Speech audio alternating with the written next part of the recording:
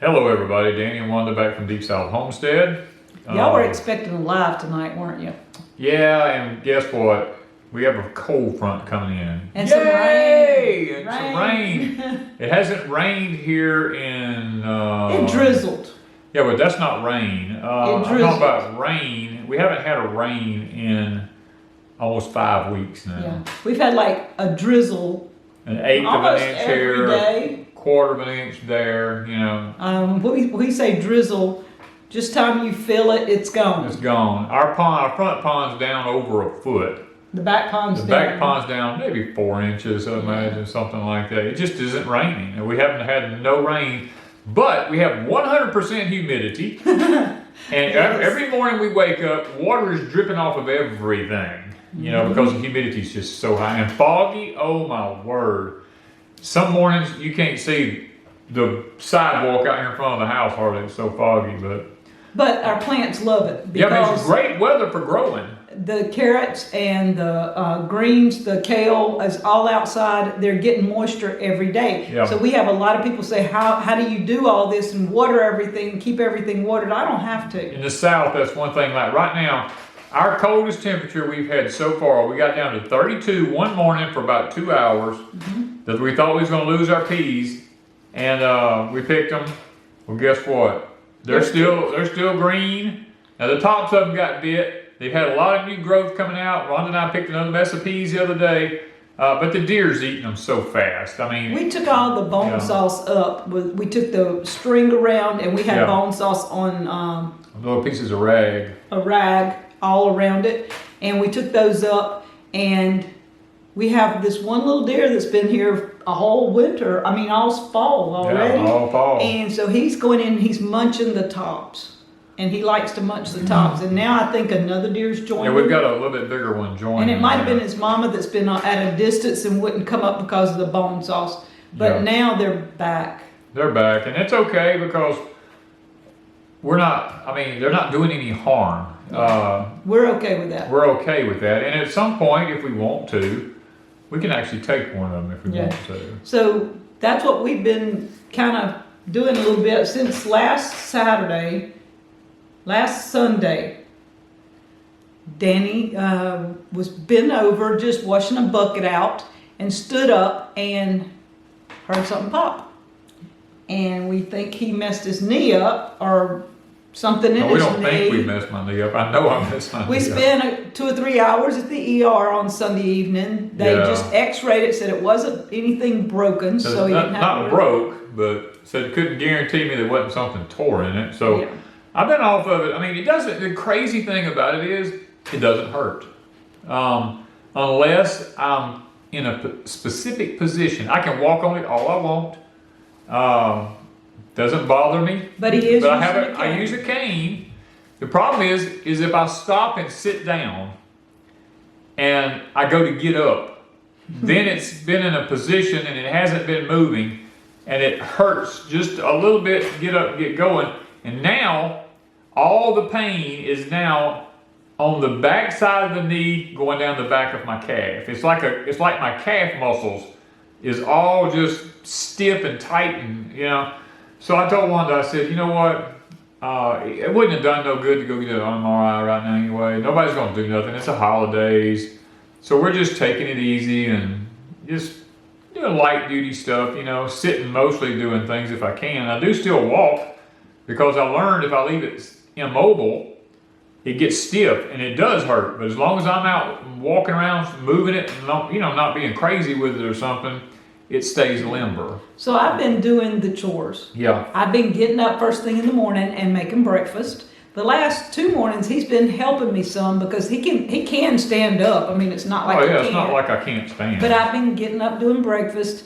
Then we go out and I help feed the animals. He goes with me and I take and get the buckets and walk, because with the cane, it's hard to hold buckets in your hand and walk. He can hold one and he can make 2 or 3 trips, but that means he's walking more. Yeah. So we're trying to limit how much he walks, and we're trying to limit how much he has in his hands. So I've been helping with the animals. We did a little bit of gardening because we're going to have a video Monday of the potatoes. Yeah.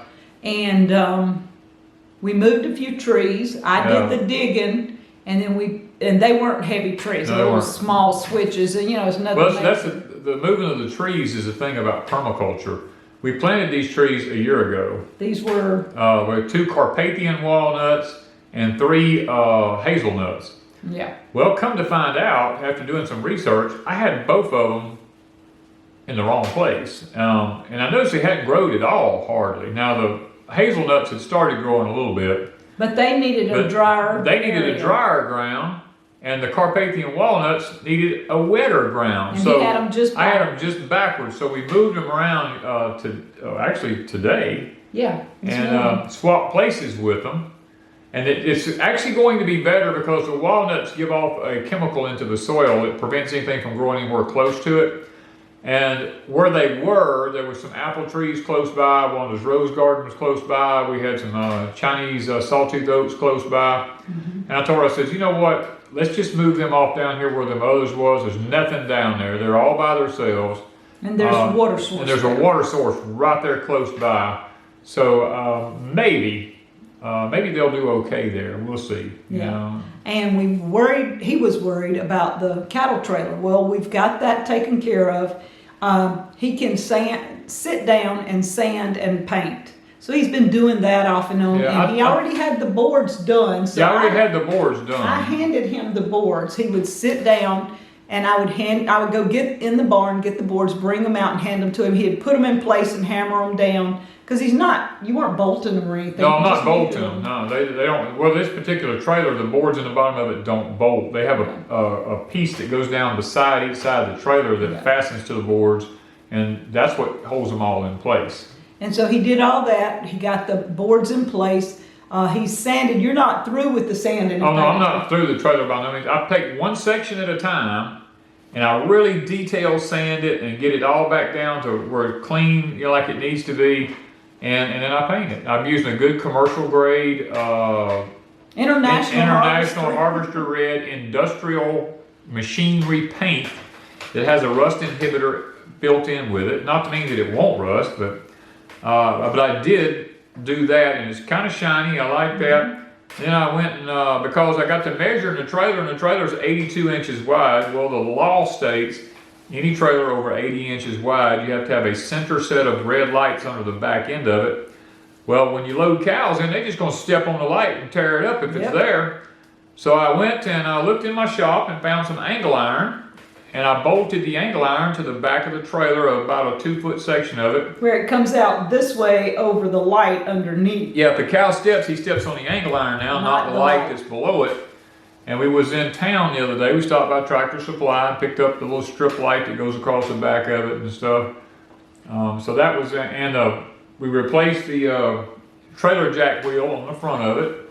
That's got a jack on it that's like out of this world. It's one of the best jacks I've ever seen, but the wheel was wore out. So we bought a new wheel and put on that. And these are little things that if you persevere, you can do. It's not like he's up on his foot all day long, right? But he's still mobile enough to keep it from. Well, we're getting things done. And we're still getting things accomplished. And where we're at now, I went ahead and put a cattle panel in the bottom of the trailer and took some staples and just kind of stapled it around there periodically so that the cows don't slip down. And we was at Tractor Supply. I saw the rubber mats, and I told her, I said, I don't know. I said, you know what? That's another couple $100 I'd have had to spend on the trailer. I said, no, we'll just use the wire. The wire was here. We already had it. I told her, I said, there's no sense in spending any more money on it. But now we have it. The only thing lacking, now believe it or not, this trailer is an old trailer. And when it was made, they didn't put safety chain hookups on it. I guess it just wasn't required back then or something. I don't know. But we're going to have a safety chain. But I'm going to have to get some clips or something welded onto that neck on the front of it. I've got the safety chains and all the hookups. I just don't have anywhere to hook them because the trailer doesn't have a place to hook them. So. And Danny can weld, but we're probably going to hire somebody to do that. Yeah, because right now in my shape I'm in, I may just hire somebody. We may take it to a fabrication place and just let them weld them on there for me, and then I'll repaint it once they do. I won't worry about it. And so we've been gardening a little. hardly any, but the greenhouses are still going strong. Yeah, And we they're showed rocking you, and rolling. how they're rocking and rolling, and I'll have another Crazy Days update sometime this week because the English peas are just going wild. Yeah. And I'm And the tomato excited. plants. The tomatoes are beautiful and Beautiful. green, and you know, we're just excited. But we want to talk a little bit tonight about what people can do now. We get this all the time. What should I All be the doing time. now? So Danny's going to explain a little bit about animals and gardening and the dead of winter. Yeah. December, January, what Well, now you you- need to be doing. Let's clear this up first. I'm talking about probably zone 7 and lower. Yes. You know, because anything, once you get above zone 7, 6, 5, 4, 3 up in there, y'all may be getting snow already, and it might be the end of everything for y'all because everything's covered. But down here, I mean, we have, like I said, we've only had one day that got 32 degrees. The rest of the time it's been in the 40s, and we've been up to the 80s even. We've got down into like 37, 38, 39. Yeah, 35. But you it know. warms back up really good, and we're always 70 and above. And like you said, some days 80 and above. Yeah, like today, we're doing this video today. It's 80 degrees almost today. You know, and I know that sounds crazy, but tomorrow, tomorrow is supposed to be in the high tomorrow is supposed to be only 50, and then we're gonna be in the low to mid 30s all the way until almost Christmas Day. Yep. And then we jump on Christmas Day, we jump back up into the mid 70s. So We don't ever have a cool Christmas. we hardly I ever guess. have a cold Christmas, but you know, so we're mainly going to be talking to people in our zones down here, like 7 below, maybe even 6, But mainly 7, 8, and 7, 8, 9, 10 down this way. I mean, But yeah, there is a 10. there's a 10, South Florida and South Texas, all down there, yeah. But first thing is, we like to raise a pig or two every year to be able to have our own sausage and Bacon. and stuff like this. And if you're going to do that, I butcher my pigs at around 5 to 6 months old. I don't need them any bigger than that because, like right now, ours is let's see, we got it August the 11th, so that's September, October, November, December, January the 11th will be 5 months, and they were already a month old when we got them. So that'll be 6 months, and in 6 months, I've got one over there, it's almost 300 pounds. We don't need anything over 300 pounds. That's plenty for us with one pig, you know, and then we've got 2 of them. So at 6 months, we'll probably be processing one of our pigs. So what he's saying So- is you need to back up. You have to You prepare know. and plan. Yeah. Don't wait till October to go buy a pig. Now, I will say lots of people used to run to the stockyard right at the last moment and get one that's already fattened up. Yeah. But what I've learned about that is you don't know what that animal's been fed. So we got ours when they were about, I don't know, we call them wieners. They were about 25 or 35 pounds, Yeah, somewhere in they that were area.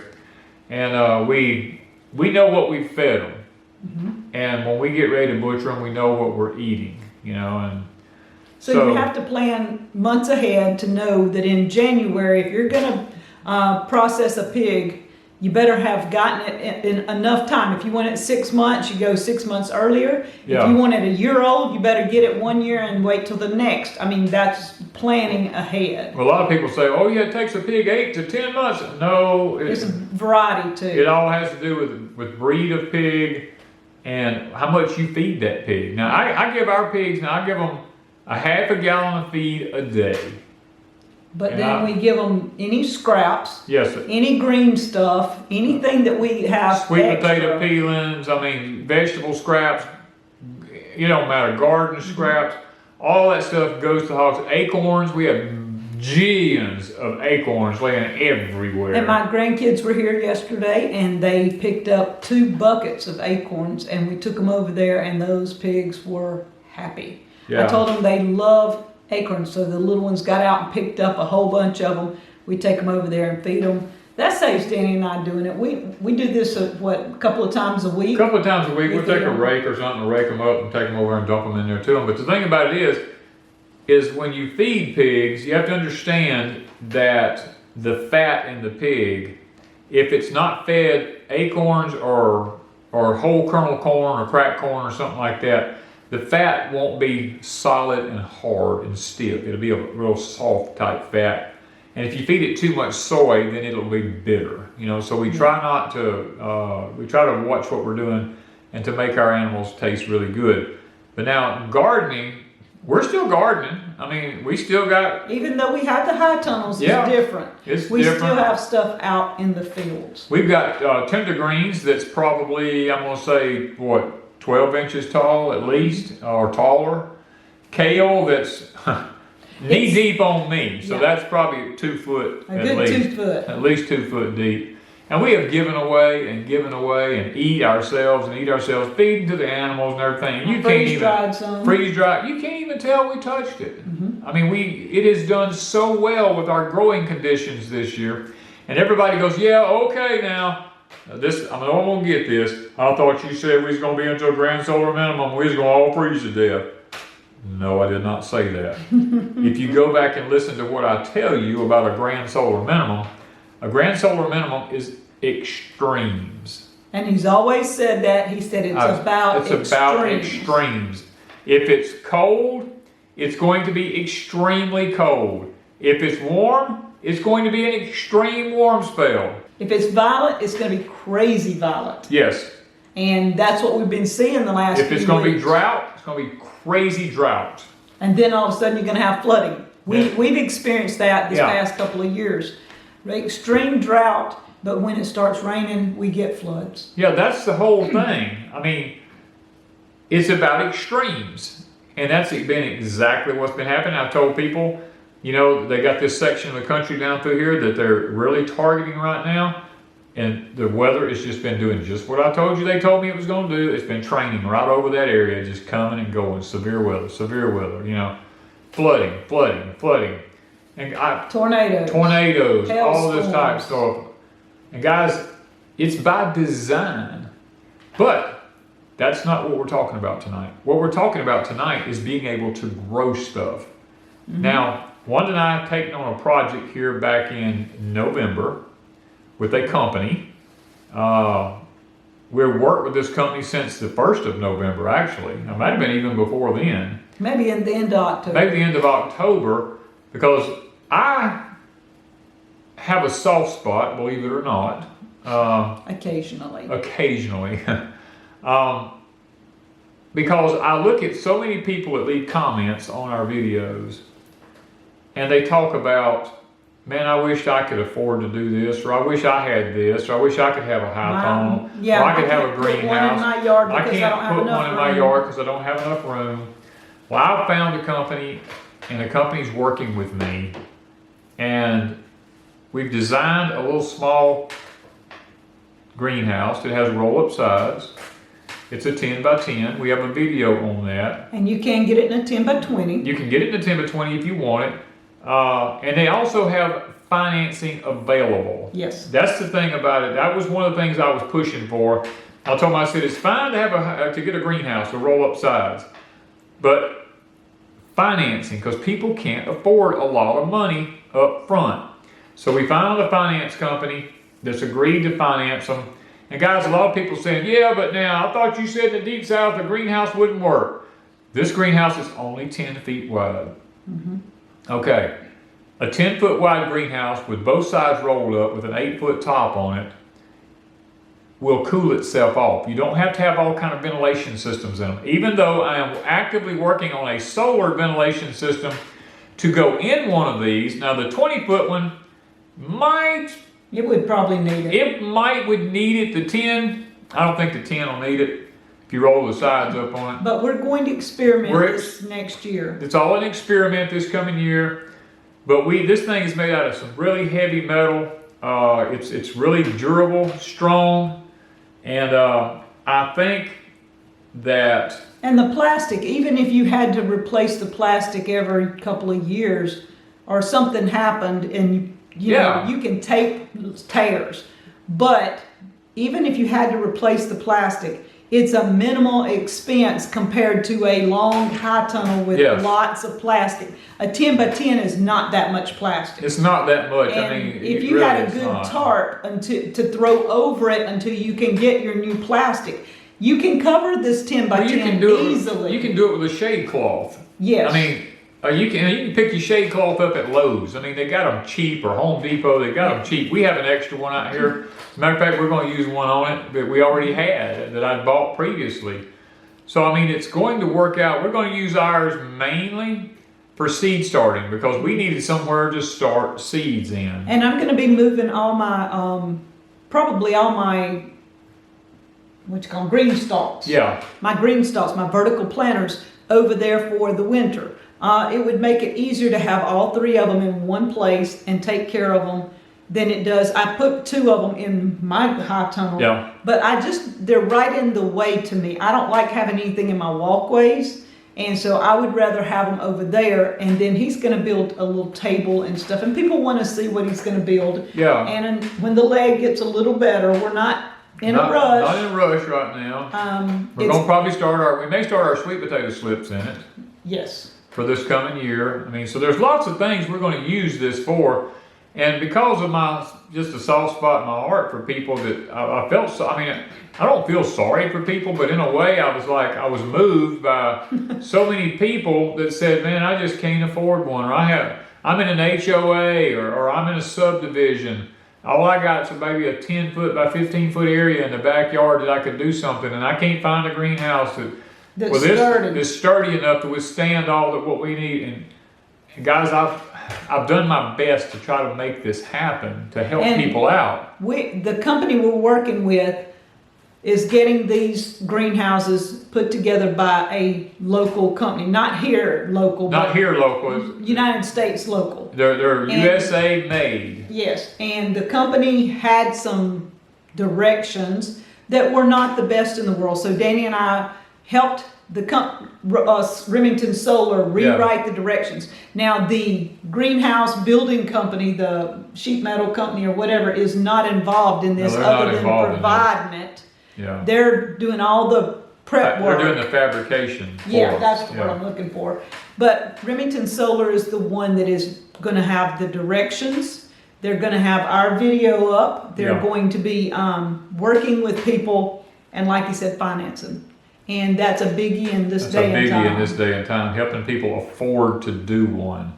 And a lot of people say, well, it's expensive. Well, I looked at the material that it's being made out of, and we chose some really good material, I think, that's really heavy duty. As a matter of fact, some of it's actually more heavy duty than what I used on my big high tone. Exactly. We were kind of a little shocked. It was that heavy duty grade stuff. Yeah. And so if you're interested, Remington Solar will have a link in the description. Yeah. Now, what can they have? What could be planted or what needs to be done? Right now, January 1st. Well, what we need to be doing now, which should have been done this fall, but it's still not too late, is soil samples. Soil samples is number 1. I have so many people say, well, I've tried to grow this and I've tried to grow that and I just can't grow this. Soil sample, pH. Do the pH on your soil. I don't care how much fertilizer you put in the soil. If that pH is not right, it's not going to grow.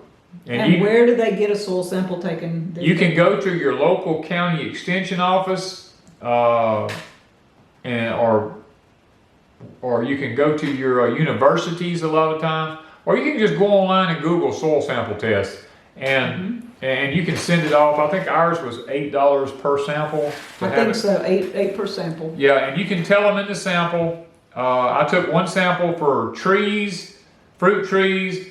I took one sample per garden for us, actually, because we have several different gardens. We have like 5 or 6 different gardens. I took one per garden, and it's amazing how each garden was so different. Yeah. One of them was screaming high in calcium, and I was like, and one of them was screaming high in phosphorus, and one of them was, I'm like, it's all on the same piece of property, but each place is different. So I did buy a pH meter, and I actually have 3 of them, as a matter of fact. So we can do our own pH now. Yeah, we check our own pH, and that's a very tricky thing because you've got to follow the directions really good to get a good reading. Yeah, so check the soils. Could be done now. It could be done now. And when you apply lime, if you use a pelletized lime, like a lawn lime or something like that, it'll go to work almost instantly. Or basic slag works almost instantly. But things like Dolomite lime and stuff like this takes about 3 months for it to actually start working. And a lot of people don't understand when they put it in the ground in the early spring, well, 3 months. Your plants are done. Your plants don't get anything from it, really. And people talk about, well, I use crushed up eggshells. That's a waste. It's not a waste of time. It's a long process. Crushed up eggshells is almost a year away before you get any kind of benefit out of it. And then it's minute. It's not a lot. And that brings me to organic fertilizers and organic stuff. I don't condemn any of it because I use it. You know, I mean, it is. But the thing about organic stuff is so vague about its nutrients. Bone meal, you know, stuff like that. To be honest with you, the nutritional level of it is usually like 0.3 or 0.1 or 1.5 or something like this. You would have to dump a whole bag of it in a 10 by 10 area to really get the benefits you need. And so using some of that organic stuff, and it comes in these little bags. Little tiny little bags. And it costs you a fortune. And it costs a fortune. That's why we talk about this Jadam growing way, the Korean growing method, is because you can create your own. We just hadn't had time to make videos, but we have people we know that are doing it religiously. Yes. It's working for them. We are using it in the high tunnels and stuff. Yeah. And y'all, it's easy. It's not that hard to make not up. that hard. And most of it you do not have to buy. There's usually, I think there's one. Couple of things you have to buy a little bit on, but I forgot what that was. There was 2 things, but I'll have to go back and read it. But mainly, like, we have the soil, the composted dirt and stuff. You go get that soil out of the woods. That leaf mold is most people's biggest issue is the leaf mold. They need to get their fertilizer started, and I would suggest just start a pile of leaves somewhere in the corner of your property. Yep. And just let them sit there and let them just keep breaking down, continuously add to them all the time. Worms will find them, and always dig out from under the bottom when you get from the bottom side, because that mold, that leaf mold, is created under there. And much of this fertilizer that we make, all it takes is like a couple of cupfuls of it don't take a lot of leaf mold to get it activated. And if you live in a HOA or somewhere that doesn't have it, go to a park somewhere or somewhere where there are woods where you see leaves on the ground everywhere. Yeah, stop on the side of the road and break up some leaves. Break the leaves out from off the top and get the bottom, the stuff that's crushed up underneath it, and start with that, and then create your own. Go for a hike in the forest somewhere and when you go for a hike, just carry a bag to put something. Carry you some you know, kind of like big old oatmeal boxes or anything with you. And look, and rake, like Wanda said, rake the little thin layer of leaves off the top, and you'll know what I'm telling you. When you go to dig it up, it'll have a real earthy smell. It's dark brown, and just start gathering that stuff up and putting it over in a box or a bag. Home. Take it home with you. That's free. It's free. It's a good activator. Most people don't realize that. That's God's fertilizer. That's what activates anything else. Okay, fertilizing, getting it ready for the spring. What crops can they put in the ground in January? Anything? Well, if you're in the deep south, zone 8 or below, if you really watch it now, it depends on how cold it gets, but if you really watch it, we a lot of times used to start our Irish potatoes on January the 15th here. So it's getting close. It's getting close. Most people wait till February around Valentine's Day to do them, and we've about learned. We've got, hold on. Here at Deep South Homestead, we've been actively working towards saving our own seed potatoes. And guys, look at this. We're getting pretty good at it because we're learning how to do it where we have our own seed potatoes. Now these here are the red. We don't have to chit these. We don't have to chit them. We don't have to cut them up and let them heal over. These already have stuff coming out. This is December what? The 18th. So we've got 1 month if we leave them to about January 15th. Yep. And so far they're hanging in there. They're shriveling some, which is that's what you want. Yeah, because they're feeding off of the potato. And we have a pile of them outside. Fingerlings and all kinds of stuff. Matter of fact, I just planted one of my high tunnels with fingerling potatoes. Couple of days ago. A couple of days ago, we planted those. And I've got potatoes in my high tunnel that are like 12, 14 inches some of them tall. are 3 feet tall, and some of them are 12 to 14 inches tall. And so gorgeous. this is one of the things I'm talking about, like this greenhouse that we're trying to help everybody own one of. Our high tunnels. You Wanda can and I, grow potatoes all year long. You can put a pot in them. You can grow them all year long. Wanda and I are getting past this thing of growing potatoes only in the spring and trying to make them last all year. We're actively moving away from that. We're planting potatoes in the spring. We're harvesting them about May. We're not putting any of them in the ground through the hot part of the summer here. When fall starts around September, we start putting them back into the ground again.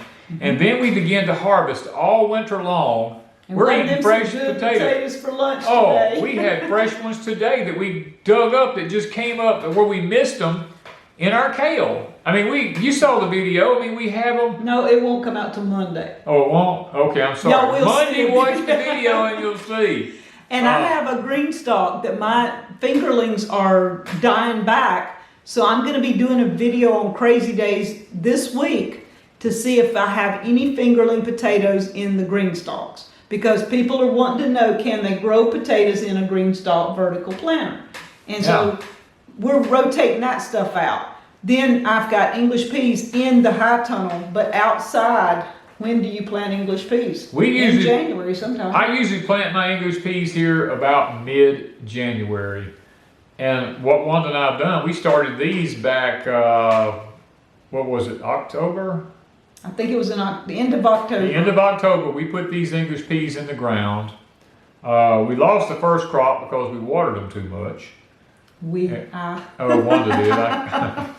I kept telling her, I said, Wanda, don't water them things. Don't water them. And I go up there every day. Every day she was wetting them and they just rotted. So I went back and I replanted them myself. And now they're up standing beautifully 12, 14 inches tall. Some of them taller than that. But by the time these bear English peas, the other ones will be coming up behind them.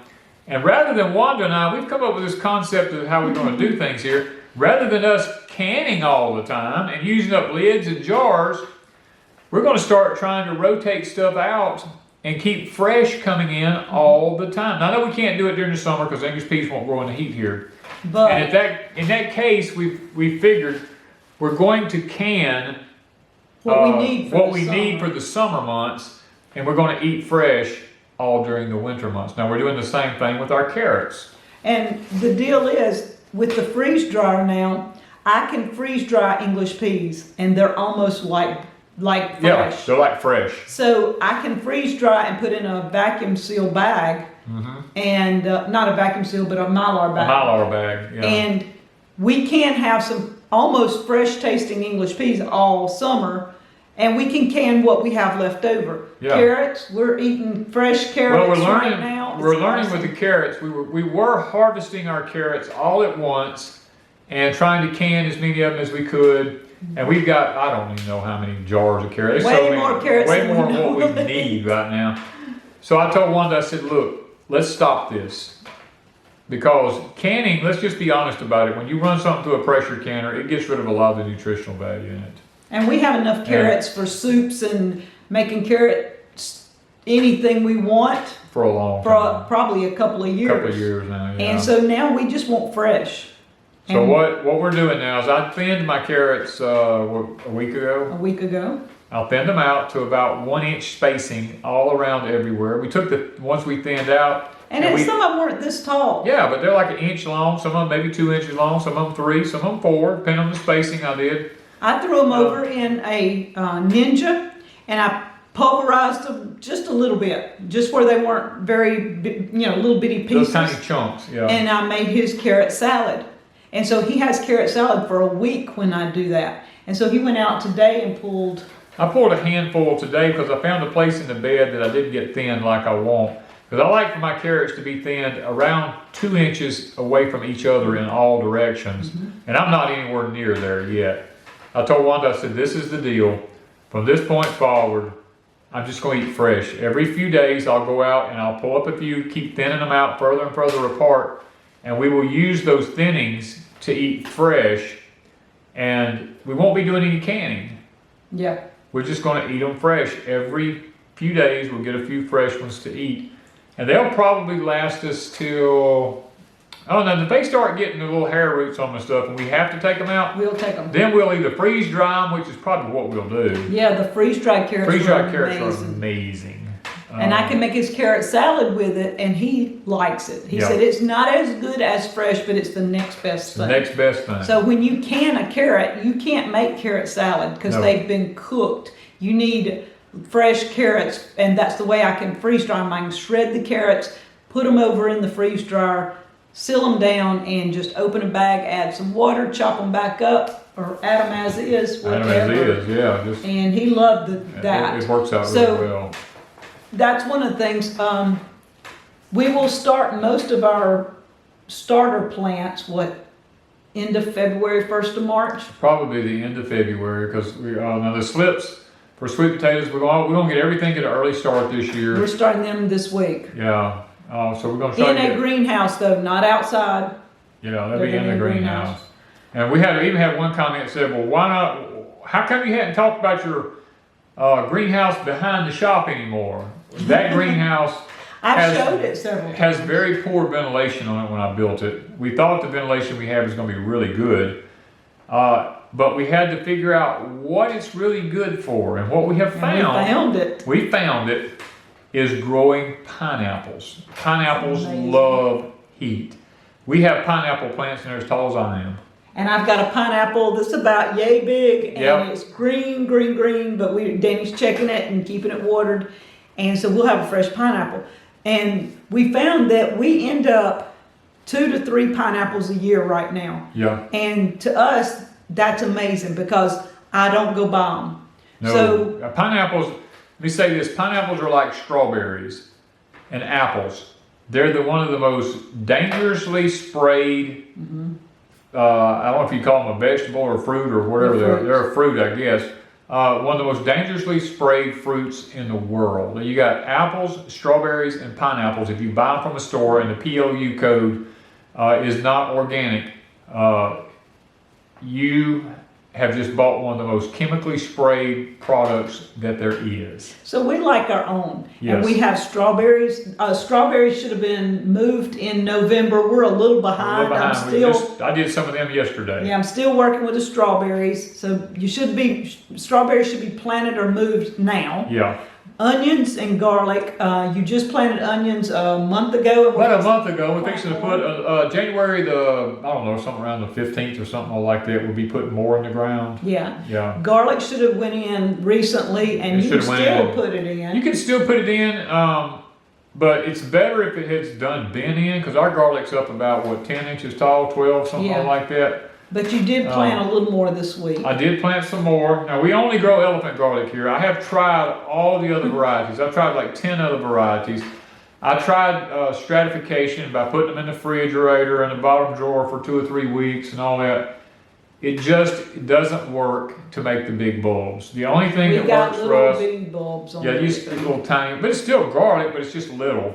Yeah. The elephant garlic, we don't even have to worry with. We just put it out there, and actually elephant garlic, I believe, is a leek, to be honest with you. But it actually makes a fantastic garlic. Yes. It's not hot, it's a mild garlic. And I wish we still had that one garlic we had that had that sweet taste. Yeah. It was an old-fashioned garlic, and we didn't want to lose it, but I guess we did over the last few years. But it was, if anybody knows what I'm talking about, we got it from an older person, and they said this is an old garlic, and we loved it. We loved it, but we let it. We let it go somehow or other. It got away from us, yeah. So, before we go, let me show y'all a few things so I don't forget. We got some gifts from some different people this week, and we want to say thank you to all of them. And I'm not sure I'll get everybody's like I should, but this is from Lori and Jim, and they sent an ornament to hang on the tree, a card. These are, You got to hold it closer to the camera where they can see it. These are different soaps. This is in the shape of a rose. Isn't it amazing? They got a good smell. Got a really good smell. Then 4 different soap bars. And the one that says sleep smells amazing. Yeah. That's it right there. And then some apple butter. Yes. Okay, that is Lori and Jim. All right, now we got pickled quail eggs from Steve's Fresh Eggs in Red Level, Alabama. So thank you guys. Thank you, Steve. Rick and Jill. So they can get an idea about what we're talking about here. Yeah, I'm gonna lay that one on top. These will go to the cabin. Yeah, there's 2 of them. There's 2 of them. They'll go to the cabin. I'm gonna try to see if I can get this up to where you can actually see it really, really good. They sent us some pictures. We got a couple of them here. This is the vintage tractors.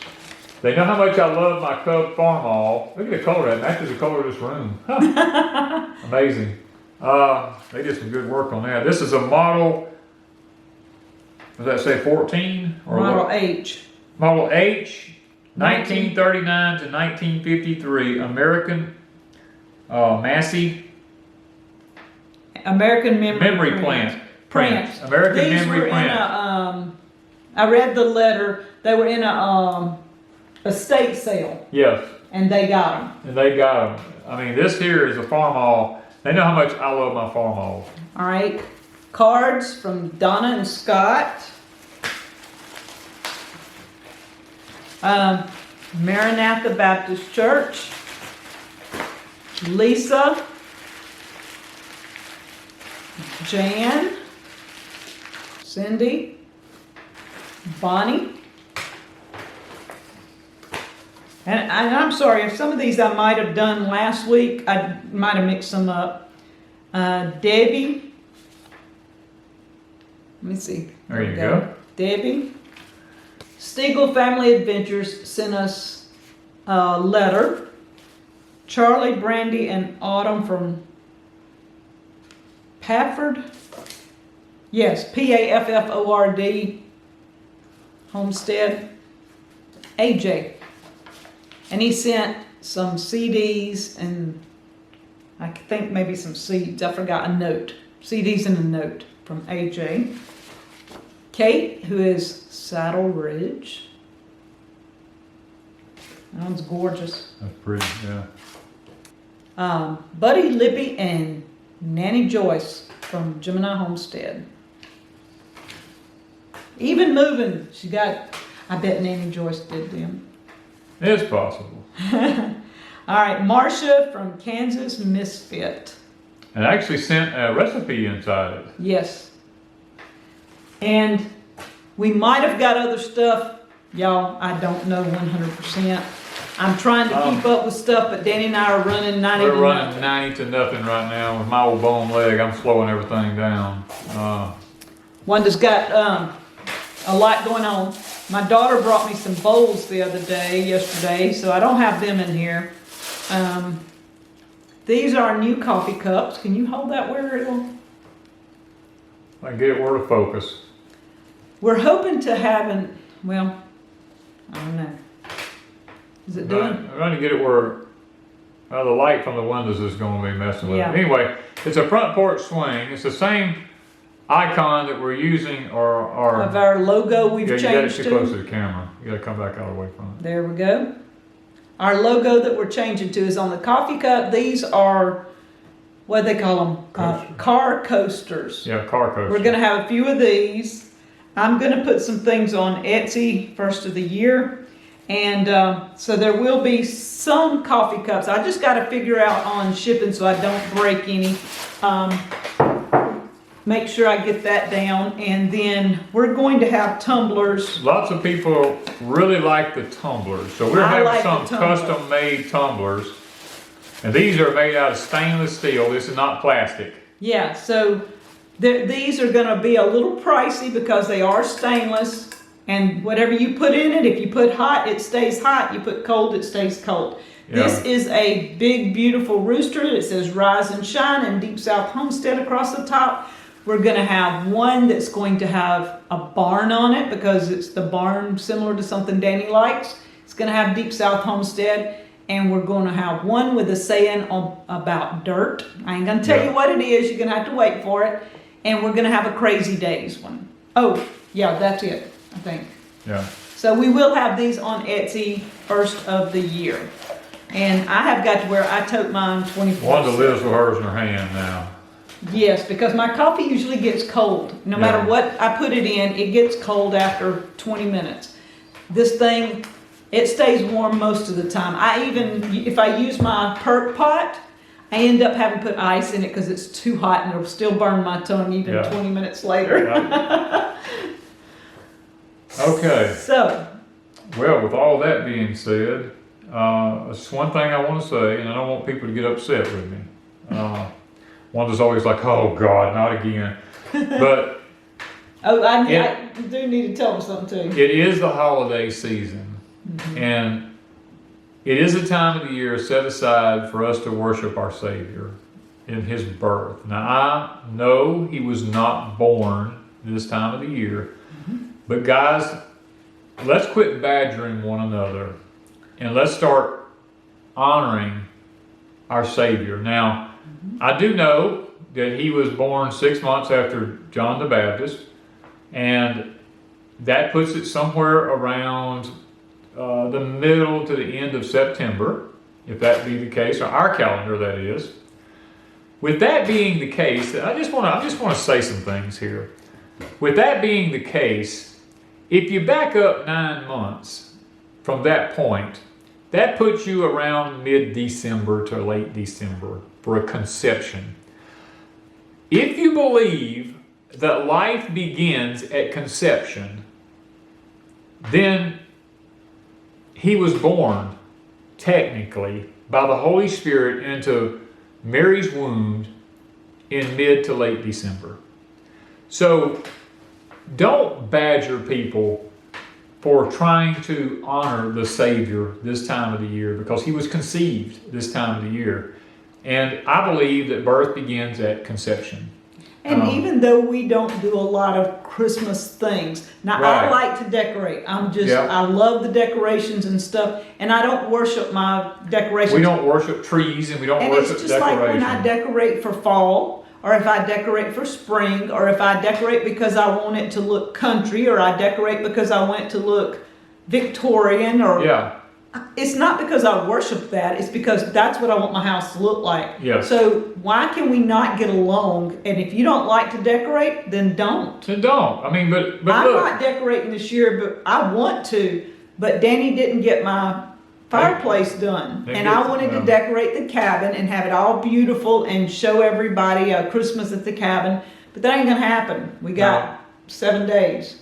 Yeah, my leg wouldn't allow me to finish the fireplace. But so I'm not going to decorate now. So maybe next year. But let's all get along. Let's all get along, guys, instead of badgering one another. And yes, we understand that there is a pagan side to it. Yes, I get very that. much. And we believe that.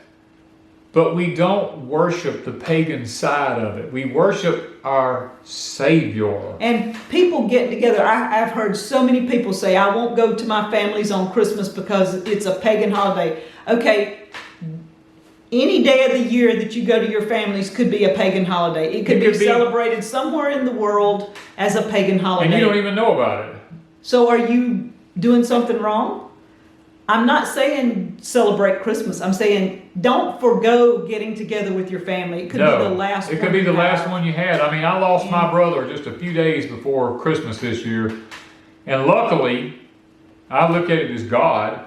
I went and spent a couple of hours with him a month or so earlier. Yeah. And sit down and had some great conversation with him. Got to meet his new girlfriend, pictures of her. I didn't get to meet her. I got to see pictures of her. He and I got to sit and carry on, remembering old times and all that. And when I walked out, something told me that was probably my last time. But I didn't know that for sure. But now he's gone. And so don't forsake the assembling of your family together just because you want to say oh, this is all paganism. Well, if it is, then your family's paganism. I mean, because if you love your family, you're there for your family. You're not there to worship some log or tree or wreath or whatever it is that they, you know. And if you don't like if they're giving gifts and you don't want to participate in that, you say, hey, look, I'm going to come eat with you guys and then I'm going to visit a while and I'm going to leave. Y'all do gifts after I leave. There's always a way. There's always a way. But then again, you have to look at this.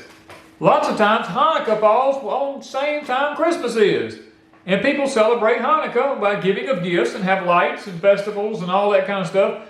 But does that mean you're being paganistic because you celebrated Hanukkah during Christmas? No. It all depends on your priorities, guys. Let's get along instead of being Christian people who badger one another. That's the one thing about the Christian religion that irritates me. They shoot their wounded. You know? Yeah. And then I don't know. I had to say that at the end of this live stream.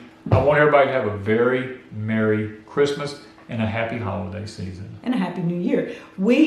Next Saturday is Christmas. So I don't know if we'll be live. I don't know what we have going on yet because we have no plans. We have no plan. We never have a plan. We don't believe in making plans. And like tonight, it was raining, so we could not live stream. So we hope y'all enjoyed this. But next Saturday, we're not making any promises. We're going to take it one step at a time, see if the rain's up, see what's going on. If we have plans, if we have visitors, whatever's going on. We might just go to the cabin. And we don't know. We will surprise you with a live stream at some point because we couldn't live stream tonight.